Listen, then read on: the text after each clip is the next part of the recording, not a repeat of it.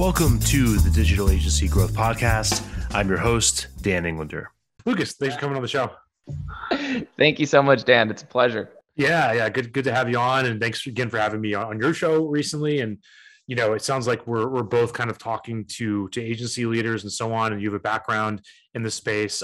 So to start out, I'd love to just, for all of our listeners that don't know you, can you talk a little bit about where you're coming from and your background? Of course. So Agency Go is a company I started back, I started Agency Go about a quarter ago, but I started my marketing agency Twiz 4 years ago. We just hit our 4-year mark in March and started out in my college dorm room, didn't have any connections or funding or anything. Hit the ground running, started pounding pavement, was able to get a bunch of sales from that. Didn't happen immediately, but was able to make it happen. And then we've been able to scale to a good size agency, which has allowed us to help other agencies scale and learn how to grow. So my expertise is really in software development, sales, and marketing. So cool. Yeah, I appreciate that. And can you talk a little bit more about Twiz, just for context? Like, how did it start? How were you able to grow it? If you don't mind going into numbers, like what were you able to grow it to, just so people can understand that? Yeah. So it's search engine marketing and LinkedIn lead generation, or just lead generation, lead gen and search engine marketing. That's our focus, specifically for service businesses. Which is why the pivot into agencies has worked pretty well, because that was essentially 50% of our business with service companies anyways. And what we did is, when we started the business, we didn't have any niche. We didn't have any focus. We were just trying to do marketing for everyone. We were trying to figure out our niche. And then what took us from about 10 grand to 80 grand a month was finding a niche, getting known to being like the SEO guys. People just know us for that. And that allowed us to grow initially, hit our first 7-figure year from that. And then we started to expand past just one service. We started offering lead generation, which added a whole nother $1 million revenue. And while we haven't had a $2 million year, our best year was $1.72 million last year. We've gotten really close, and hopefully this year we'll exceed 2 million, maybe 3 million if we're lucky.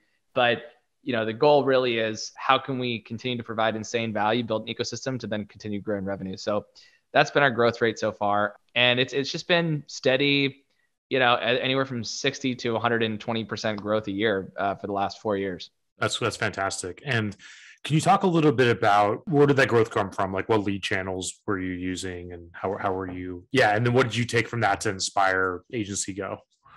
Yeah. So something that's probably relevant for your audience is LinkedIn lead generation. I think one thing that worked for us was, we started off by just doing cold prospecting that everyone said no to. And then we eventually realized that if we make customized videos, we can get more people to say yes to us, because they thought it was unique and interesting. They thought we went above and beyond to get their attention, and that we put hard work into earning their business. And so people would respond more often to that. They'd be interested in taking calls with us more often because of it. And so we were able to book more meetings, which turned into more revenue. So LinkedIn lead gen was the first channel that we used to really make it work. And I would make these long videos, 4 to 5 minute long videos, just going to websites. But I made a ton of money just from that. And frankly, if I were to go back and do it all over again, I would have done the same thing. And I would encourage anyone to do that as well. Just put a lot of value into showing people that you care about their business. That's always the key. And then from there, it was honestly more of just refining our marketing skills, because we were able to master every single channel that you would acquire customers on. I wouldn't necessarily say we've become the best in every channel, but I think the key to our success has been building enough fail safes into the business that even if a channel goes down, we have another like 3 or 4 channels that work. So we were able to nail Instagram outreach. We were able to nail cold email outreach, cold calling, LinkedIn, Google ads, Facebook ads, really everything. And that's allowed us to have stability in the business model as we scaled. Yeah, that's cool. And it's sort of been a similar theme along different channels for us. I think it started out mostly outbound, mostly like what we do for clients. And then the podcast took about 6 months, or maybe more like a year, to start producing leads. And then started experimenting with Google ads, which I never thought would work for us for what we do, but it has, because we found somebody really good to manage it, and maybe then just referrals and organic and stuff. So that's super interesting. And then, so it sounds like, you've sort of have a good, like, you've diversified lead channels as an agency, which is I think, uncommon. I think a lot of agencies are just relying on referrals and that kind of thing. But what sort of inspired you to develop Agency Go and focus on solving this agency partnership problem?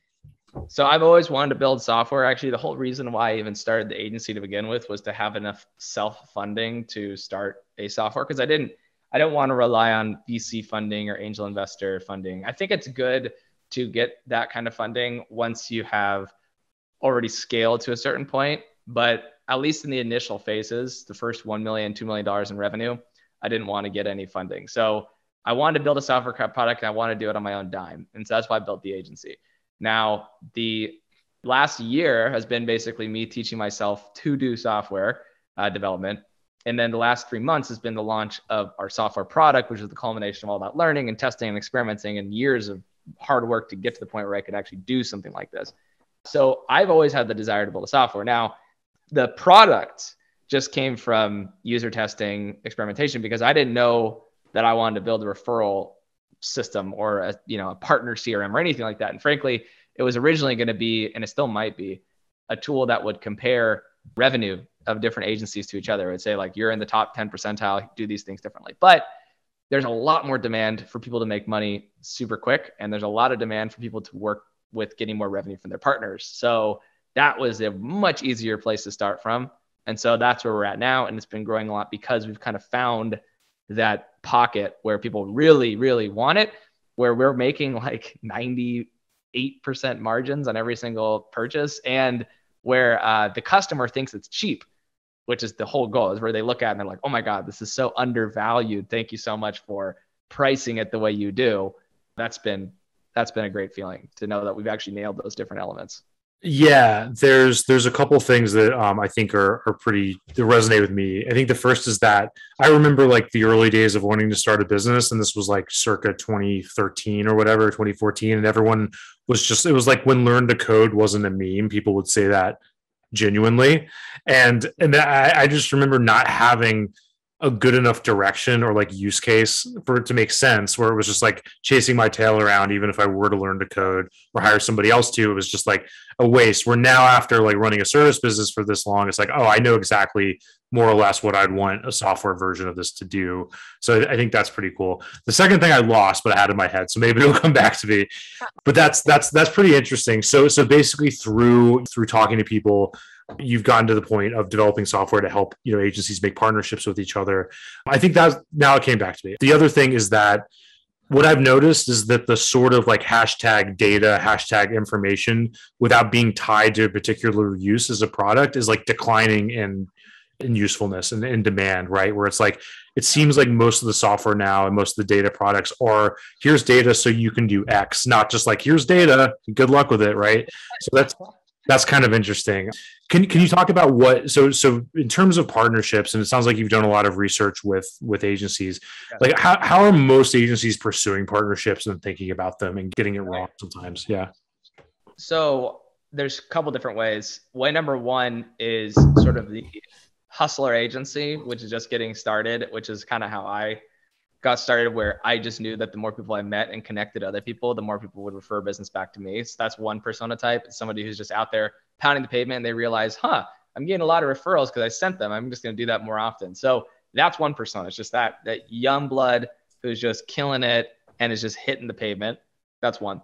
The other persona type, though, is white label partners who are getting a bunch of revenue from their business, but they have a stream of income they want to tap into, and they want to find the right kind of partner to refer business to so they can make affiliate commission or a revenue share commission. And a lot of times what I tell people is that you actually can make more money doing that than by trying to build it out yourself internally, because you have to ask yourself, how much time, energy, and resources are you going to have to be putting into learning a new avenue that your customers need, but you're not proficient at, as opposed to just hiring someone or white labeling someone, another agency, who can give you a 20, 30% revenue cut on everything because you're supplying them with so much demand and so much business. That is a lot more easier. It's fixed. You don't have to worry about any variability, and you don't have to put any effort into it. So that's a huge other persona type, is somebody who just gets a lot of business but doesn't offer that service and needs to pass somebody over. And honestly, I think those are probably the main two. There probably other subtypes, but the two most important are those. I know people give out of goodwill. They just genuinely like referrals. And those were always the best when I was scaling my agency. Was someone would say, no, I don't want any commission on this one. They'll decide I don't want any at all. Just take the business. And that was always a good feeling. But for the most part, people are motivated by money, and most people will want something in return for that referral. Yeah, that's interesting, and I think there's a lot to dig into there. The first one is there's the hustler agency and the white label agency grouping is kind of it's basically like, or do you want to be a front of house agency or do you want to be a back of house agency is kind of the question, right? So what's your thoughts on that business model? I mean, I'm trying to figure out the right way to ask this question, but if you were starting at zero, where do you think the more opportunity is between the front of house or back of house options? Well, luckily, when I get this question, I can point to something that's happening right now, because Agency Go at the end of the day is starting from zero. I mean, it's a brand new brand. So everything I've learned over the last 4 years, I'm implementing right now to start from scratch. So what I would do is I would stick to one product, which is why Agency Go just has only one thing you can buy, which is $97 membership per month. That's it. There's nothing else. I actually started by experimenting with a few different things the first month, and it was actually extremely profitable. But I was like, if I just focus on one, it's going to build so much momentum and it's going to be so much more streamlined. I can focus on just profit and then it'll scale. So focus on one service or product, because whether you use, and I guess I kind of botched the terminology, there's white label referral partners, there's hustler referral partners, and then there's just people who are not white labeling, but they're the same kind of category as white label, where they still get the inbound requests. They just can't fulfill it underneath their own umbrella, and they want to send it to another agency that's partnered. So it's still, that is another persona type, I guess. It's the same kind of deal. And in those situations, if you just stick to one product or service, then you can actually grow your revenue in tandem with their agencies. And then what you're doing, and this is the key, is you're building a platform, which is more valuable than an agency, because platforms have more enterprise value than a service agency. The reason why is because a service agency typically has no other network effects, and it's not tapping into the growth of other businesses. But if you can tap into the growth of other businesses and other businesses become reliant on you, then you have relational network effects that will scale your business faster, because other people are existentially tied to the success of your firm, which is why I've been able to basically piss off and do whatever I want and build development projects and stuff, because I have about 3 or 4 other agencies that their whole business success is tied to my agency, and they're all competent business owners and they all get a lot of business from us. And because of that, the business is essentially self-scaling because I don't have to do anything. They're essentially running the business for me, which is great. Got it. So if I understand right, you're delegating a lot of that work to white label agencies under you, and after you or your team are winning the business. Yeah, and it's usually the best kind of agencies to find are agencies where they don't know how to scale, but they can scale operations, but they don't know how to scale sales. Because if you can scale sales, then they might have an amazing operational product. They might kill it on that front. They might be making money because they've operationally streamlined it so well, but they are reliant on you for sales, which means your product's always really good, but they're not going to go anywhere because they can't sell themselves. Yeah. So let's dig into that a little bit. So let's say we're going with door A, right? And becoming the front of house agency, like it sounds like you've done really well with. I think the devil is in the details with how do you identify that competent white label agency is kind of question one. And then question two, before I forget it, is how do you keep your interests aligned, right? Because they're going to grow. They're going to want to do different things with the product. They might go in a different direction strategically, and then your eggs are kind of like stuck in that basket. And also, if they do something wrong, you've got to be the one to take the blame with the client, which always sucks. Versus like firing somebody on the team and replacing them, et cetera, or whatever. Yeah. Maybe not something that bad. So yeah, let me just pause there. Those are good questions. So first, in terms of the front of house, back of house debate, when I've worked with really large businesses doing over $100 billion a year in revenue, I've noticed that they don't really care too much. Ultimately, they care more about the end product being produced. There's a company called, most people here know Hawk Media. So I've had people, since I'm in LA, I have a lot of people who will come to me and actually try to white label their clients. They are getting already white labeled from Hawk Media to me. So there's like 3 levels of white labeling happening. And obviously all business performance shouldn't necessarily be measured as revenue, but for all intents and purposes, they are insanely successful. I think they do like $70 million a year in revenue as an agency. They're probably one of the biggest agencies out here in Los Angeles. So I don't mind that approach at all. I think it definitely works. I think the other side of it too, in terms of if somebody bails on you or they cancel, That's a strategic thing. So this is my mantra in general with business is you always have to have 2 to 3 other backups at all times. And that's the only way to scale, in my opinion, because if you're not having those backups, whether it's in sales or operations or partnerships or whatever, fulfillment, then you're going to eventually hit a roadblock where you can't scale faster. Plus, if you think about it, you have to share resources sometimes. For instance, if you get a huge client demand, even though 90% of the time you might be sending most of your business to one partner, if that partner hits a snag, you need a couple other people for overflow or for other support, right? So in general, the way to avoid those issues is just to diffuse your risk. Yeah, I definitely agree conceptually. I think where, we've seen clients and ourselves, frankly, run into trouble is this sort of methodology on the background, right? Because a lot of the times, a client's differentiators is here's how we bake the pie. But then if you sell the way you bake the pie the same way for a year, and then all of a sudden you have to get a new baker who doesn't know how to do that or does it a different way, how do you deal with that problem?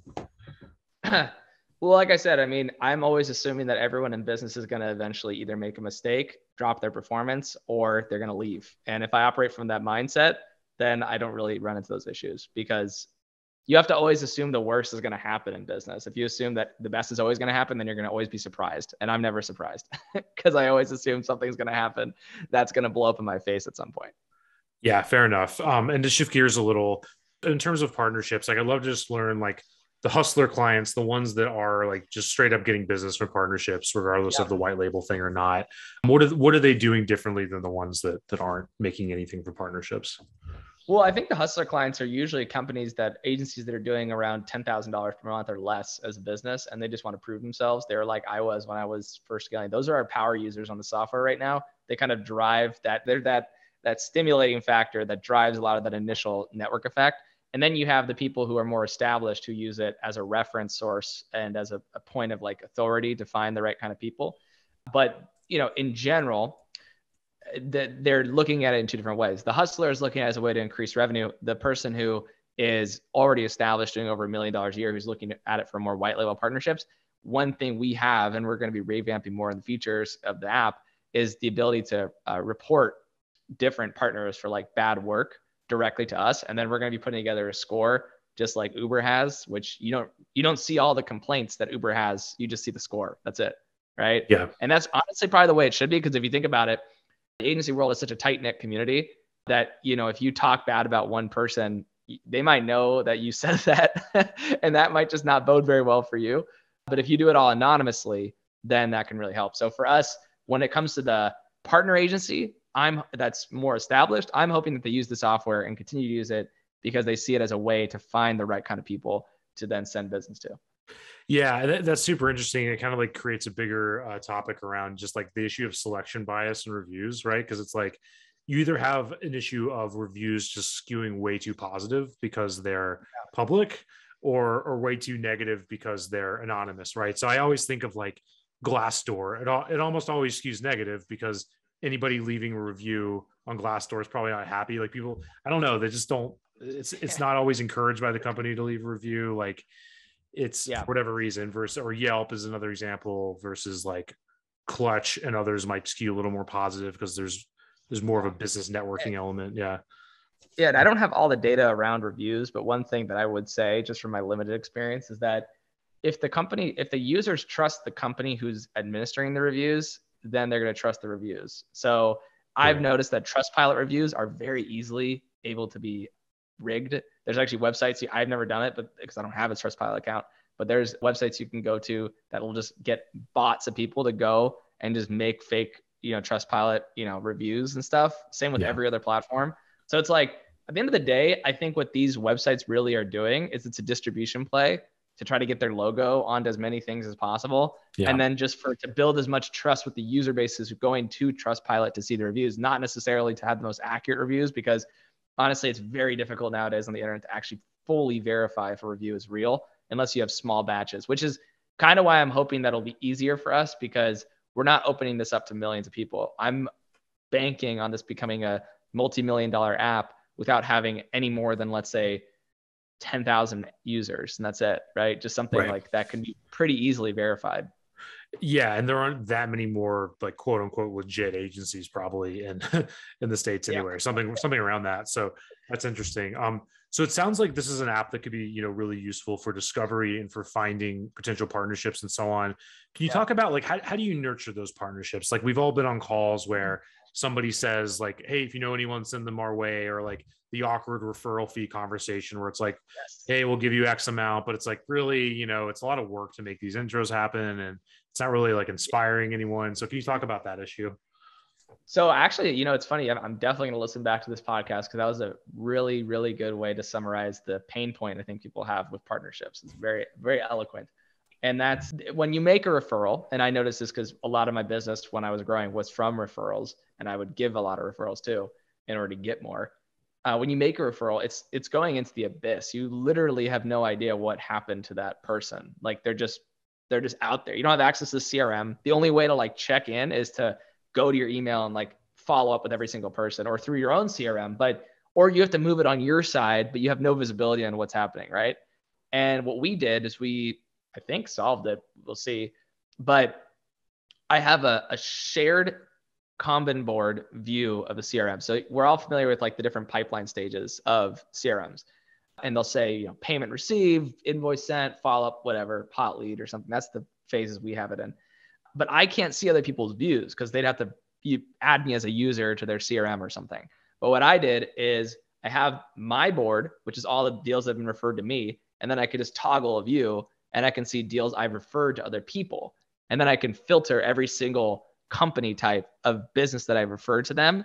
And then I get updated every time a deal moves to a different status from that other company that I referred. And the software tracks to make sure that, all the referrals are being tracked appropriately. So it's not any longer in the abyss of like this black hole of not even knowing where any of the referrals you sent are in the pipeline. You actually will know in real time, and you can follow up from within the app on every single deal with the click of a button. So you just click on the deal. Hey, what's the status on this? What's the status on this? What's the status on this? And then that way it just streamlines the actual monetization of partnerships, because that was the biggest problem with mine. I was always getting so much money from partnerships, but I had no way to quantify it and I had no way to scale it and I had nowhere to monetize it. But I was always coming back to it and I was like, wow, this is such a good referral source. I'm making so much money from this. Why has nobody made it easier to actually monetize this process? Right. And that sounds really useful for kind of tracking and for figuring out where to put your time and energy. I think to take a step back though, like let's say it's a successful agency, maybe they're 7-figure level or whatever. And you're at near zero for systematizing how you get partnerships. What do you look for? Like there's all these different places you could go. You could look for different agencies doing different things. Like how do you make sure that you're getting on the right calls with the right types of agencies, and how are you making sure that they they send you referrals, right? Like what's the way to do that? Well, that's the funny thing is because a lot of the rationale behind the software was based on me trying to answer those specific questions for myself. Because when I was doing it back in the day, I would always think, is this person somebody who sends a lot of business to someone else? And there was no way for me to know that. It just didn't exist online. There was no way for me to know if this partner actually was somebody that made other people money. Which if I did know that, I would spend an exorbitant amount of time trying to get those people to send me more business. But because I didn't know that, it was always based on intuition or by trust, even though sometimes the people wouldn't actually be telling the truth. Sometimes they're just kind of like, bullshitting or something. So the thing is there just wasn't that metric. So it was based on number of deals referred. I would always ask people, how many deals do you actually refer to other businesses? How much revenue do you actually drive to other businesses? And I was never able to figure that out. I had to do it manually by hand. And again, if I just knew that right off the bat, it would be a whole different story. So for me, it was always about show me that you actually have a real partner program and you're not just like tossing people, around, but you actually have built this into your business as a acquisition model or monetization model. That is what we looked for. And also keeping in mind that a lot of white labels. So here's another thing that we learned. A lot of agencies that do white labeling for other agencies, their way that they get more business is by giving referrals, because when they give referrals, the more people use them for white labeling. It's kind of like this trust factor they're building. So they're already doing that every single day. It's just there's no way to quantify the benefit they provided to other businesses. Yeah, that's really interesting. So I like that as a concept is like formalized building partnership program. So for those listening that are like, yes, I want to do that, like aside from sign up for my software, which is perfectly fine. Our company's called Yeah. Sales Schema, you could sell. But aside from that, like what do you want to do to think about building a partnership? Like Yeah. what are those things Yeah. you need to figure out? Yeah. So for me, I think the main thing is that everything is about reciprocity and people feeling naturally obligated to give back to you. It's a very common psychological thing that the top people in the world understand very well, is the more you give, the more you get. And if you, and especially the more you give without expectations, the more you get as well. Mainly because if you're always looking for something, you might get burned out because sometimes the things that come back to you take a little bit of time. So it's just better for your own mental clarity to understand that this might take months before you get a return on it. But if you're focusing on giving first and foremost, and you can actually see giving as a, and this may be like our unique differentiator, not even just about the software, but just the philosophy, is I like to quantify the giving process. You can actually quantify it. You can say, look, if you make this many referrals that are quality referrals and it makes other people money, you can project out in your business, this is how much money I'm going to make back.